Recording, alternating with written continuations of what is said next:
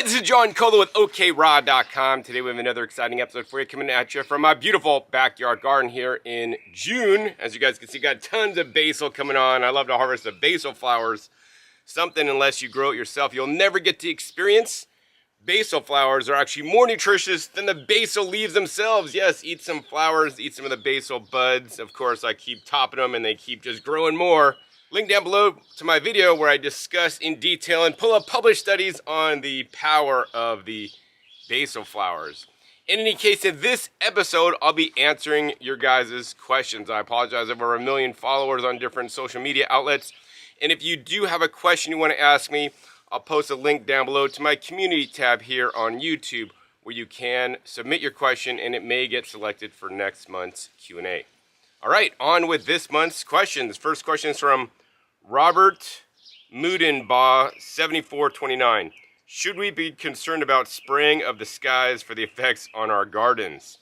All right, so yeah, maybe you could think about chemtrails going over the skies when there's calm trails and all these things. And you know, here's the thing. There's things in life that you can influence and there's things in life you cannot influence, right? If I lived out in the middle of nowhere, which is preferable, and I haven't seen any calm trails in the sky, I would probably just eat things out of my garden without washing. You know, all else being equal, that I'm not using animal manures and things aren't contaminated and I have a really good soil microbiome. I guess the thing is this: we all live in the world and they do things to the world that I'm not, or maybe you're not, in agreement with, such as spraying the skies.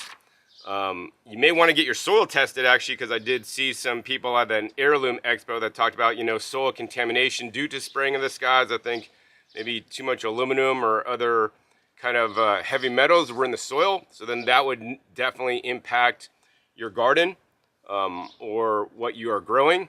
So you may want to look into that and then look into remediation efforts if that is an issue. That being said, like, I personally don't do anything. You could get all crazy and put up a greenhouse and grow everything inside and blah, blah, blah. And, you know, and if you want to spend your time on that and focus on that, that's up to you. What I'll say is that I'm going to say do the best you can. Everything that I grow here in my garden in a big city where I see, you know, I don't necessarily see the trails all the time, but I see a lot of airplanes flying overhead because I live in the entertainment capital of the world. And there's so many people coming and going and so many flights going in and out. You know, I just don't trust the air and things that are landing on my plants. So I pretty much wash, spray down everything. High pressure water is the most important. And at least minimally I do a soak and agitation of all the produce I eat. All right, next question is from Aurora Ruggieri, 4438. Hi, John. I use a spoonful of lucuma powder to add to my dressings for the sweet part to dress my salads. I'd like to know what you think. In the past, I used 1 medjool date, but it caused intestinal problems. Can fruit cause acne or pimples on the face after years of excessive consumption? All right, so you use lucuma powder in your dressings for a sweet part of the dressing. And what I think about that, I think it's great. Yes, I think you should diversify your dressings. You know, for the longest time, I didn't add any dates to my salad dressings. I would just use the fruit and the nut. You know, if I use orange juice, I'd make it the orange juice plus the macadamia nuts, and I wouldn't need extra added, you know, dates to make it sweeter because I got used to eating ones with just the orange juice on there. I also would make savory dressings where I would not add actually any sweet fruit. I would use like tomatoes and bell peppers and then kind of go for the kimchi and other herbs without adding additional sweeteners. Another thing that you might want to look into, link down below if I remember, is to my recent episode at the Natural Products Expo West 2024. And a guy there had mesquite powder, which actually was quite the sweetest mesquite powder I've ever tasted. So using other different powders to kind of get a little bit of the sweetness in there could be beneficial. I do encourage dietary diversity, all right? And then you said you used to use 1 medjool date, but it causes intestinal problems. And so, like, wow, that's really, I think that's sad that you're really so sensitive that like 1 medjool date causes you problems. And then, of course, you sum it up in your last sentence. Can fruit cause acne or pimples on the face after years of excessive consumption? So I guess we're not going to find excessive consumption. Excessive consumption for one is not the same as excessive consumption for the other. So acne and pimples on the face, in my opinion, and based on some of the science I've seen, likely caused due to microbiome imbalance. So I'd highly encourage you to get a gut microbiome test to kind of at least check in to see where that's at and see if you could modify what you're doing. My personal belief is that you have a major overgrowth. If you ate fruit in excessive consumption for many years, you then created your microbiome based on a high fruit diet, right? And so you have likely an overgrowth of bacteria that really love fruit and love sugars and digest those really well. And maybe now that you're not eating them, they're rebelling against you and now you have a disturbed microbiome that maybe doesn't have the right foundational or keystone species in there. That's likely causing acne or pimples on the face. Yeah, there are definitely good studies on how, teenage acne and whatnot caused by microbiome imbalance. So I would think yours are the same. But of course, consult a practicing doctor. I am not one. I'm just sharing with you guys my opinions and what I would do if I had that. And luckily, one date or even 10 dates in my salad dressings won't cause me to break out in pimples. Although, if I eat conventional food like at some raw restaurant or something, then I'll break out in pimples. But if I'm at home, it's rare eating the food I eat, I get pimples. All right, next question is from Mama Z820. Nutritional yeast, good or bad? All right.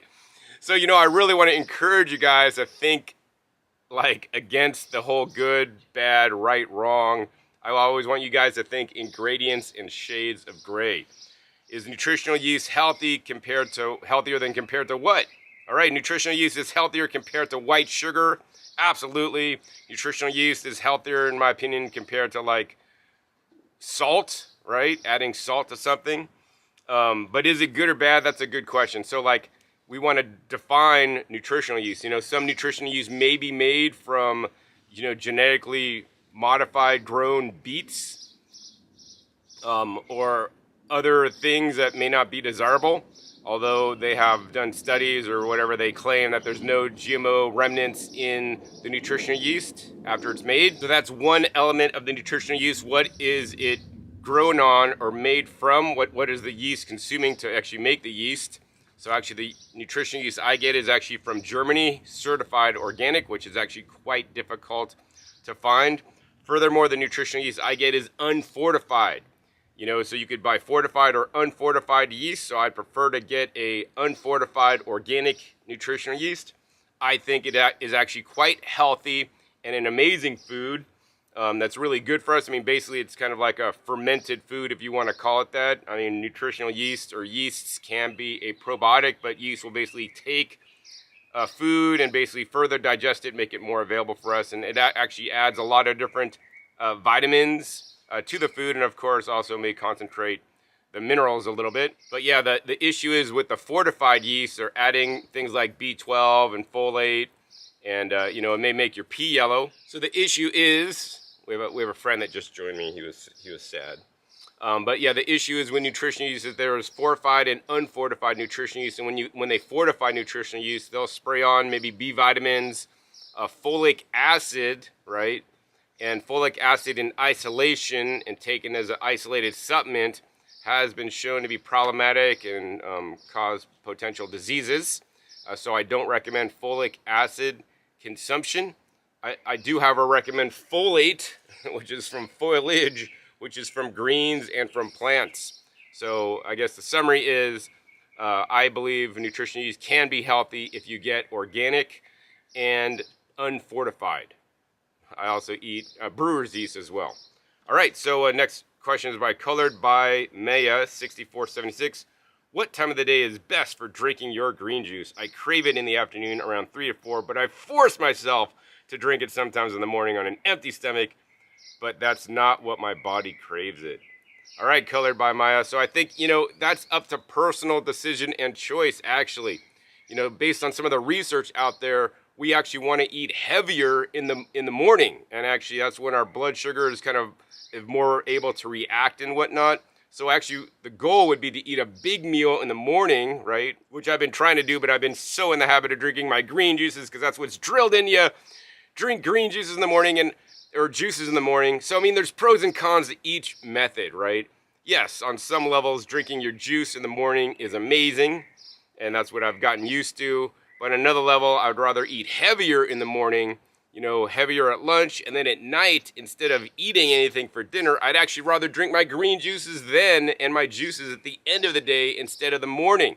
I personally believe that'll be more beneficial. And of course, I always encourage you guys to listen to your body, right? Your body may not tell you always everything that's completely right, but if your body is craving it in the afternoon, right, I would go with that. And I would go with eating heavier in the morning, heavier at lunch, and then by the end of the day, right, maybe don't even eat dinner, just drink juices and drink green juices for the end of the day. Yeah, so I mean, I think each person needs to find what works for them, and of course, there are pros and cons to each method, and overall, I'm glad you're drinking juices every single day, hopefully. All right, next question is from Saturday Soul. What are the most important countertop appliances for plant-based eating? All right, I'm the expert in this, and this is super simple for me. Number one, I would say a vacuum blender. Everybody should own a vacuum blender. It takes blending to the next level because you're excluding the oxygen from your blends. In addition, of course, with a vacuum blender, you could also do vacuum juicing, which takes your juicing to the next level, better than any juicer out there I've ever seen in the world. Links down below to my video on antioxidation green juice in the vacuum blender. Basically, it grinds up better and does it without oxygen, so you have more available nutrition in there. And of course, it also stores a lot longer. Second appliance I would say is get a dedicated juicer, right? A dedicated juicer can be great if you don't want to go through the whole rigmarole of vacuum blending and then straining it out in Alexa's nut milk bag. I love juicing. I use a traditional juicer because it's a lot easier, I find, especially when I juice in bulk. Link down below to my video where I make my green juice in bulk. Actually, this week I made 3 gallons of green juice in one sitting in the Nama J2 juicer. And then the final appliance I would say for healthy living is an Instant Pot. Yes, I'm going to say Instant Pot. Instant Pot has been game-changing for me to help incorporate the healthiest heat processed foods that are whole and simple into my diet. I still don't have my stove connected. I don't recommend a microwave. And I would probably encourage you guys out there to get an Instant Pot even before you invested in a dehydrator. An Instant Pot, when you cook in water like I do, hydrates the food, whereas a dehydrator dehydrates the food. And once again, I'll put a link down below to my video, steaming versus dehydration, and why I would rather eat steam food instead of dehydrated food. All right, next question is from Yeah111. What cultural infrastructure do you recommend future generations build in order to have a longer lasting societal norm of healthy living? Whoa, that is a big question. I'm definitely not in politics or on this massive large scale. But what my honest belief is, I think the cultural infrastructure we need to kind of instill now is having farms on every block, and encouraging people to grow their food in their front yard and making laws so that people can grow food and fruit trees everywhere, right? Instead of landscape trees, cities should plant fruit trees, to keep the urban sprawl down, to include greenery, also to help reduce the heat from all the concrete and pavement in cities. And fruits would drop everywhere, and when people are hungry, they wouldn't have to go to the corner grocery store to get Snickers bars and candy bars. Fruits would just be dropping on the ground, and people could eat the fruit and be a lot healthier. And of course, using edible landscaping and growing vegetables. I mean, I think these are some of the basics just to make food more available and in front of people so that it's available, and having like farms on every single block, and encourage people that have home gardens to have like a little box where they sell their fruits and vegetables, or even give away their excess to the local neighbors. I mean, this would make also the planet more sustainable and provide healthier food that's fresher to everybody, instead of having to like go to the grocery store and get food that has been trucked and shipped in from far off lands. All right, next question is from Donatina 1987. Is peeling conventional sweet potatoes enough to get rid of the anti-sprouting agents? That's a good question. I personally only buy organic sweet potatoes as well as potatoes myself. I don't encourage you guys to buy conventional produce if you are able to buy organic produce. I know it costs a bit more, but it's not sprayed with kind of these inhibitors that are toxic. In addition, in general, it's more nutritious. Some ways to reduce it, I would say, are number one, buy organic if you can. Number two, go to local farms and farmers markets and ask the farmers what they're spraying or not spraying on it. I go to a local farm, they dig up sweet potatoes and potatoes every year, and I know they don't do any post-harvest treatment, and consequently, they sprout quickly after you buy them. All right, so there's some controversy out there whether sweet potatoes are sprayed with an anti-sprouting agent. I know potatoes are. Sweet potatoes, some places say yes, some places say no. I would err on the side of caution if you could only buy, non-organic, conventional. And then I would say there's a few techniques. So, just washing it off, just rinsing it, may get up to, 40% of it off. If you vigorously scrub it, like with a brush, that may get you up to 80%, maybe, according to some of the studies. And then if you peel it, that should pretty much get rid of it. So you're probably pretty good at that point. There's other interesting ways that I looked up in the science, it said. So like ultrasonic vibration at specifically 482 kilohertz is said to kind of remove it. Another thing you could do is store your potatoes or sweet potatoes out in the sunlight, because the UV of the sun will photodegrade some of that stuff. So you could do all of these, photodegrade it in the sun while you're storing it. Then you could basically ultrasonic vibrate it, shake it if you're super crazy. Then you could scrub it with a brush vigorously under streaming, hard stream water. And then you could peel it. And I'm going to say, man, you probably got like pretty good removal rates. That being said, man, just try to buy organic if you could find it. Should be available near you, hopefully. All right, next question is from Cameron Hill, 7915. What raw food supplements are best for hair growth? Well, I wouldn't really know. My hair grows like crazy. That's why I always usually have a hat on, because I'm too lazy to get a haircut. Here's the thing. The first off is you want to eat a balanced diet. If you're eating a balanced diet, right, with all different kinds of a diversity of fruits, vegetables, nuts and seeds, beans and grains, seaweeds, right, you're going to get a lot of different nutrients that's going to feed your body, that's going to make your body work perfectly, including allowing your hair to grow.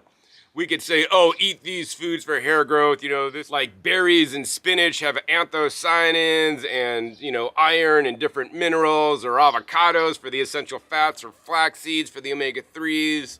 I don't know, if you're not eating some of these foods, you may want to add them in, but I would just encourage you to eat a diversity of foods in your diet so that you're not nutrient deficient, right?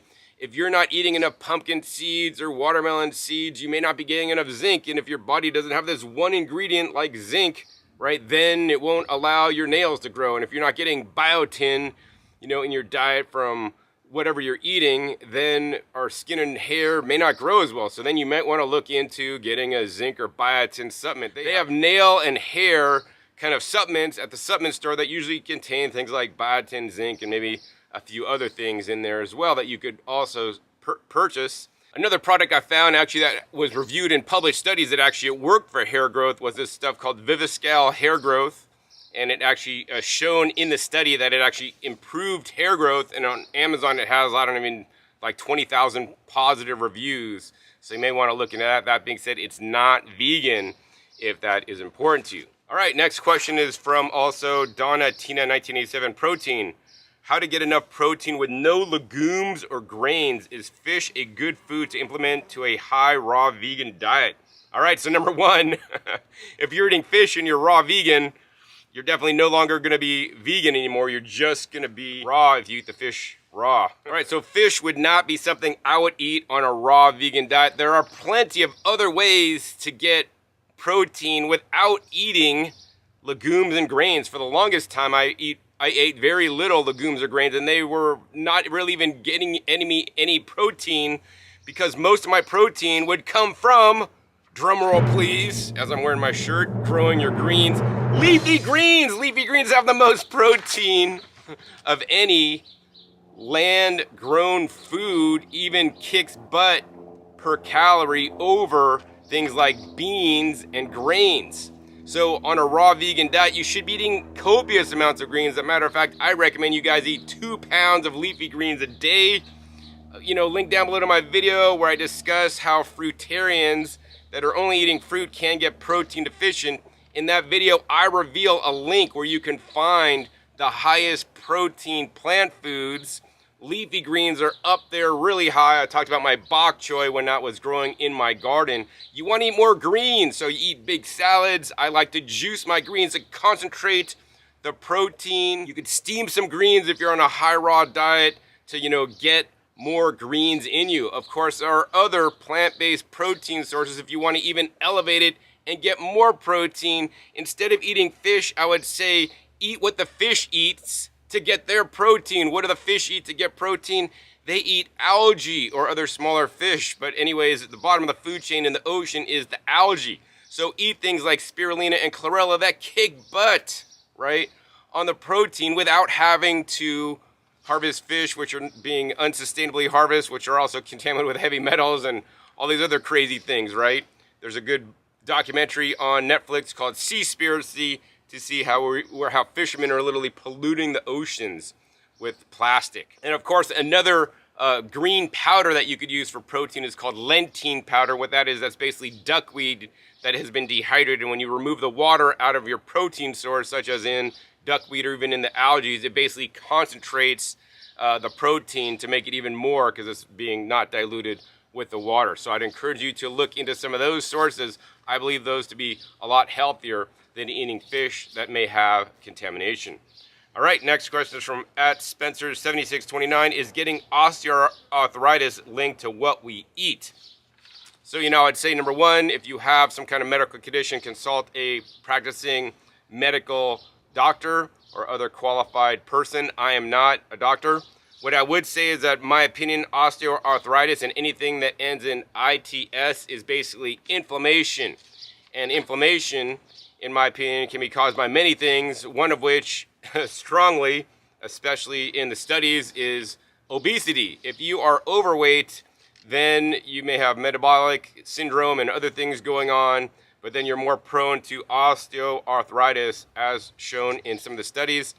The other thing is that osteoarthritis, it's inflammation. If you're eating foods that inflame you, right, like processed foods, junk foods, animal foods in excess, right, I believe you could have things like osteoarthritis and other inflammation in your body. I get my blood tested where I check my inflammation level in my body. And it's like super low. Whether I was raw or whether I'm eating healthy heat processed plant foods, minimally heated, it still is basically showing that I have very little to no inflammation in my body.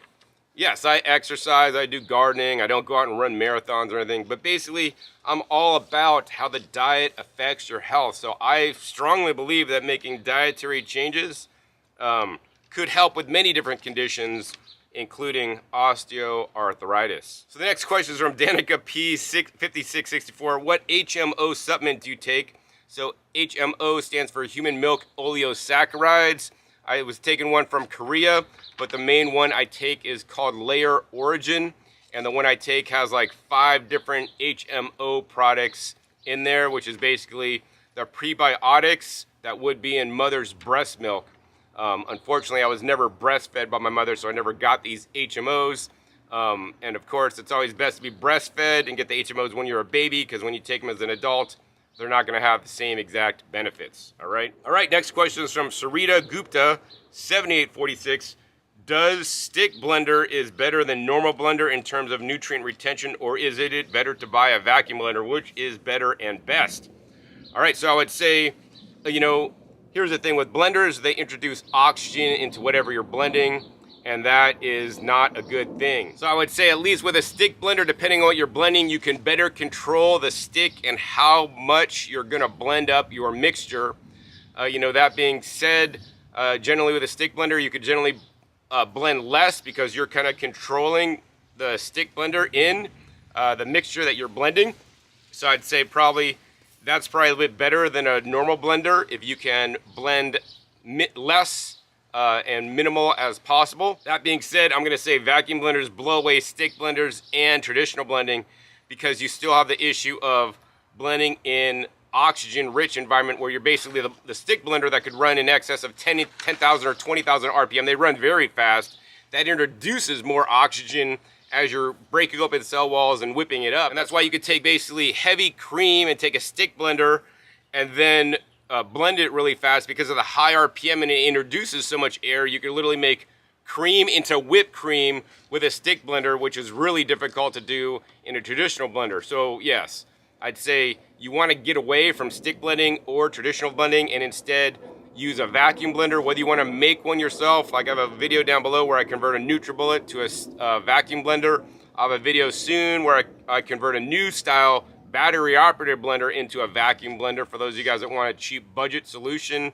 Of course, you could also buy a dedicated vacuum blender out there. I hope more companies start to make them soon because they are so amazing and beneficial, and there's no substitute instead of a vacuum blender. Link down below to my video if you already own a Blendtec or Vitamix, and you can learn more about how a Void Systems lid or a lid with carafe can turn your Vitamix into a vacuum blender. All right, we're down to the last question today. It's from Dawn Peralta Rice. Hello, I know you're all about raw foods, and I love that. I'm interested in a non-toxic air fryer. Is there ever such a thing?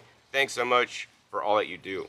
All right, Dawn, so non-toxic air fryer. So I'm not a fan of air fryers. I'll never tell you to buy an air fryer. The issue with air fryers is that they cook your food at a hot temperature in a dry heat. And those are the two things that cause toxins to form in your food, right? I would say that, hey, if you need to eat something fried, instead of frying it in oil, an air fryer is definitely healthier than frying it in oil for sure. But why do you need the fried food in the first place? Is it just that texture you're looking for? You like it really crunchy? I mean, you gotta lose your sense of crunchiness. I mean, I guess the way you would do it if you want to keep it raw is you would buy a freeze dryer. Because freeze dryer, you could basically retain that crunchiness level, but then you keep more nutrients. You don't create the toxins because of the way the freeze dryer works by sublimation and sublimating out the liquid under vacuum, under a frozen state. So I could like put, sliced, steamed potato slices in the freeze dryer. I take them out and they're just crunchy as a potato chip. But, at no point was it ever, heated too hot and I didn't lose all these nutrients, So I don't know. That's what I'd tell you. I would say that you just need to stop using air fryers. It's a really non-humane way of cooking food, in my opinion, and a toxic way of heat processing your food. Freeze dryers are quite expensive, and I would say, just get used to eating steam foods, right? I mean, yes, the texture's a lot different, and you have to be doing it probably for texture. I can't think of any other reason. I mean, I'd say invest in an Instant Pot and learn to like it, right? Because I haven't had potato chips and baked things and fried things in like 25 or 29 years, right? Hey, when I do the Instant Pot and steam something, that's amazing. And that's what I'm used to now. So I really don't want to eat anything, heat processed any other way. So that's what I encourage you to move towards, is to move towards eating more fruits and vegetables, more things in their raw, natural state and minimally processed. I mean, you could try to get a dehydrator, but dehydrators don't make that crunchy texture in most cases unless you're doing something like kale. It tends to make it like hard and just kind of not so good. So yeah, that's what I'm going to tell you. Get rid of the air fryer. No such thing as a healthy air fryer. Oh, actually, you know what? I guess they are coming out with some technology, not yet available for the home, but commercially they're doing basically microwave vacuum drying, which there's published studies on. Actually keeps a high level of nutrition, but and that makes things crunchy.